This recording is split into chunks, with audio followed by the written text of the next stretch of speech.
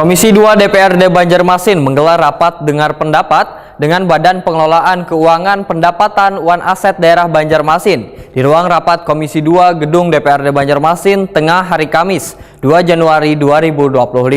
Rapat dengar pendapat ini untuk mengevaluasi kinerja wan hasil pendapatan asli daerah Banjarmasin di tahun 2024 yang masih terdapat kendala dalam peningkatannya. Komisi 2 DPRD Banjarmasin menggelar rapat dengar pendapat dengan Badan Pengelolaan Keuangan Pendapatan Wan Aset Daerah Banjarmasin di ruang rapat Komisi 2 Gedung DPRD Banjarmasin, Jalan Lampung Mangkurat, Banjarmasin tengah hari Kamis 2 Januari 2025.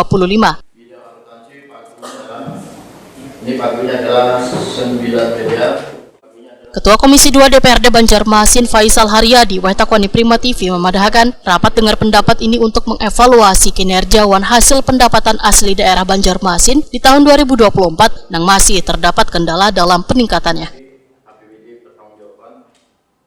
Politisi Partai Amanat Nasional ini pun berharap BPKPAD bisa meminimalisir wan mencegah adanya kebocoran pendapatan asli daerah serta mendorong dinas penghasil yang belum tercapai bisa mencapai target di 2025. Hari ini kita Komisi 2 bersama-sama dengan Badan Keuangan ini rapat kerja terkait evaluasi 2024. Jadi kita sampaikan tadi apa saja yang menjadi kendala kawan-kawan di DPKD ini terkait tenaga pajak khususnya di 2024 tadi. Kemudian apa saja yang akan mereka lakukan di 2025. Tadi nampak memang ada beberapa kendala secara teknis yang disampaikan. Nah, kami berharap bahwa di 2025 ini kan ada perubahan karena memang kota kita ini hanya bisa berharap dari pajak dan jasa. Kita berharap memang potensi kebocoran, kemudian pajak-pajak yang belum terfollow up itu bisa lebih bagus lagi ditangani di 2020. Kepala BPKPAD Banjarmasin Edi Wibowo menyatakan pada 2024 lalu pencapaian sabaratan pendapatan sebesar 95%, sedangkan pencapaian pendapatan asli daerah Banjarmasin di kisaran 80%.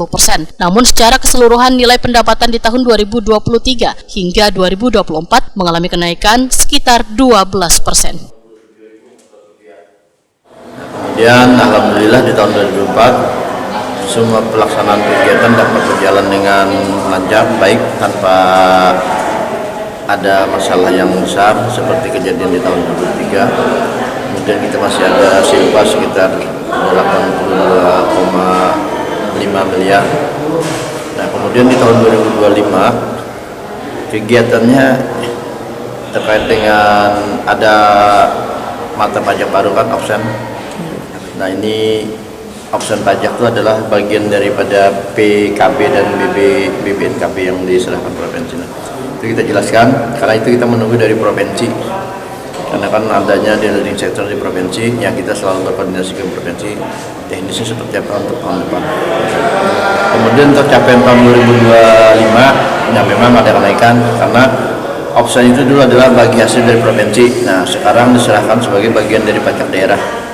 Nah, jadi ada kenaikan target kita di tahun 2025 terkait dengan adanya penyesuaian pajak option tersebut.